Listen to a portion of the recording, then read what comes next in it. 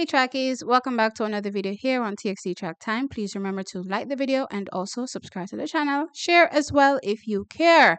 Now, another day, another event, and there's so many track meetings going on, and I want to get into some of the action and tell you my thoughts as it relates to what's going on. Y'all know me, I always have so much things thinking about. So yeah, I'm definitely going to share it with you all. Now I'm going to kick things off at the Melrose Games and some action that has already been completed, where we saw Jamaicans compete. Now, kicking things off, interestingly, was the women's 60-meter hurdles. They're literally starting with all the sprints. They're literally at the front of the program. Interestingly, I guess they're like, okay, guess what?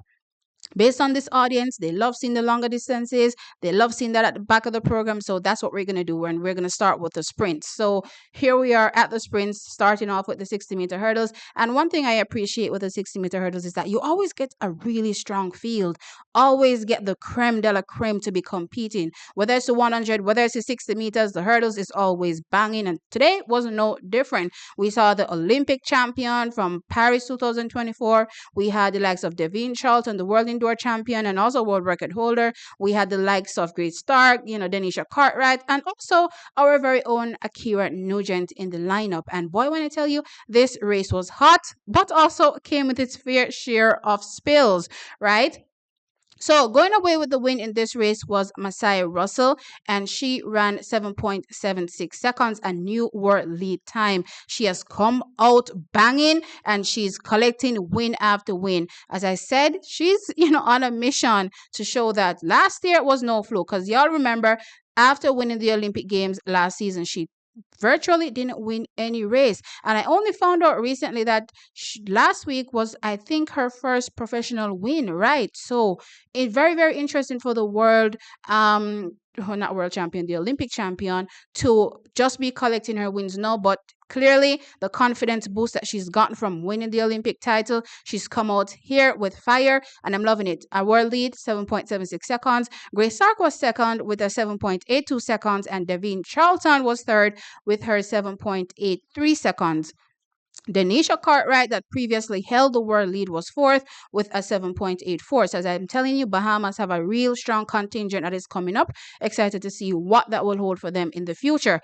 Now, interestingly, you haven't heard me mention Ackera Nugent, and that's because Ackera Nugent was disqualified because of a false start, but she was allowed to run, and she actually placed second in this race. Now, given where she was and the times that have been clocked, so we have a 7.76 from the first place athlete, that is Masai Russell, and second place here officially was 7.82. If we slot Ackera right in the middle, I will say Ackera, maybe clocked at 7.79, I'll say. And that was absolutely amazing in my opinion. She opened her season last week.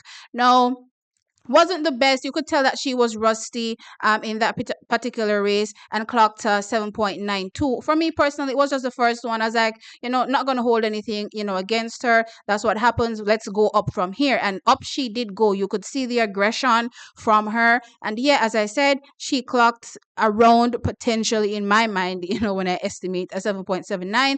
As I said, though, she was disqualified. And this is where the spill comes, because just like last week where she was twitching in the blocks, or she twitched in the blocks, this time around, she twitched again or false started, jumped all the way out of the block. So you could tell that she's not entirely settled, I would say.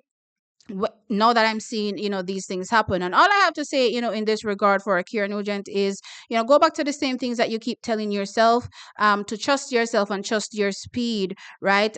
We definitely don't want this, false start trend to be something that is continuing, because, on one hand, they may not give you a red card like we saw at the New Balance Indoor Grand Prix last week, but at the Melrose Games, they gave her a red card and disqualified her. Though, as I said, she was allowed to run, right, under protest. That still doesn't, count at the end of the day, because they're still going to disqualify you. So I'm hoping that she gets that, under control, whatever is going on. Just trust yourself. You have the speed. You're really, really talented. And I know she also wants to go out there and prove that she's the best because she ended last season as the fastest athlete, in the world, right? So Ackera knows her pedigree and she literally wants to beat these girls, especially the fact that there's a rivalry. Now, she claims that it's a rivalry, forced by the fans between herself and Masai Russell.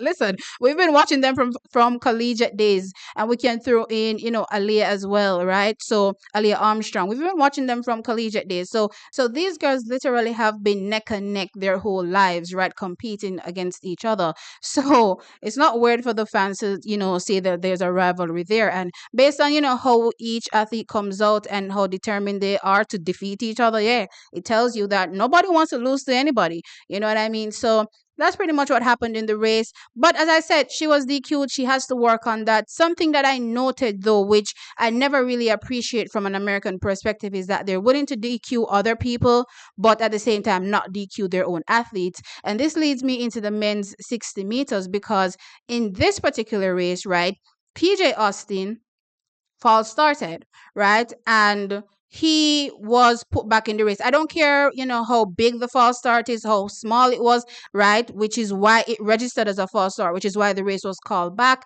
Then, yeah, if you're gonna get big throwing out red cards, then throw out red cards. I'm not saying that Ackera should have been put back in the race. I'm saying be fair across the board, and if you're DQing, just DQ, because it doesn't look good, especially when the world can see that he did false start and you give a green card. You don't even give him a warning, right? You give him a green card to make it look like, oh, it was something with the system. No, it wasn't anything with the system. He did false start, and y'all were just giving him a blind by showing the field a green card. Because if you showed him the yellow card, then the question would have been, since you're warning him about what's going on in the race, why didn't you just DQ him, since you're supposed to DQ him, right? They don't want that on their heads, so they're just like, okay, let's throw a green card, right? But anyway, that's all I'm going to say about that, and the men's 60 meters. Now, let's jump into the women's 60 meters, where we also had Jodine Williams line up here. No, oh my gosh, what a fabulous race I watched. Jacious Sears walked away with the win, and she ran a 7.02 seconds, a PB, a world lead. Absolutely phenomenal, right? She's been literally coming out on a tear as well. She's also one of those athletes that suffered disappointment in 2024. She went down with an injury actually and wasn't able to progress past, I believe, what was that? The SEC championships, or was it the NCAA outdoor championship? She got injured. Whichever one, she got injured and she wasn't able to proceed, go past that stage. So, with that being said, seeing her come out running a PB and a world lead 7:02 in the 60 meters, going away from the field, she demolished the field. I was very, very impressed. And yeah, can't wait to see what this means for her 100 meters. Y'all know I'm not a fan of her running style. She definitely looks like she's running a bit too forceful, right? That's how I, describe it. But guess what? She was able to clock a 10.77 seconds under that kind of running. So let's see, what happens here on out for her. She also indicated that she's trusting her coaches. They have a plan for her, and she's just going through that step by step. And so far, so good. 7.02. Wow. When I saw the time, I was like, dang, she was moving. I'm telling you, she demolished the field. Why? Because in second place was Celia Barnes, and she clocked a 7.15 seconds. Not slow at all, but guess what? The gap was like a mountain in front, like she was gone. And then Aaliyah Hobbs was third, and she ran a 7.16. We also did have our own Jodine Williams, and she ran a 7.19 seconds. So if I should compare that to the 7.15 she did outdoors for a new PB, I believe a week ago. This is great running from Jodine Williams, showing that she's going from strength to strength. I believe this is a personal best as well for her. I'll have to double check it. But for now, absolutely fantastic running from Jacious Sears, and great going as well from a Jodine Williams. She was fifth in the race. Now, I also want to talk about the men's 60-meter hurdles, because that one was really, really good as well. We're literally seeing the world leads drop left, right, and center. Now the world lead belongs to Dylan Beard. He set a world lead meeting record, facility record, and a personal best 7.38 seconds. Literally 1/100th of a second faster than the athlete that set it earlier today. His name is slipping me right now. But yeah, it was just set today. Again, 7.39, and he breaks it 7.38 with a new personal best. Looked absolutely good as well in this race.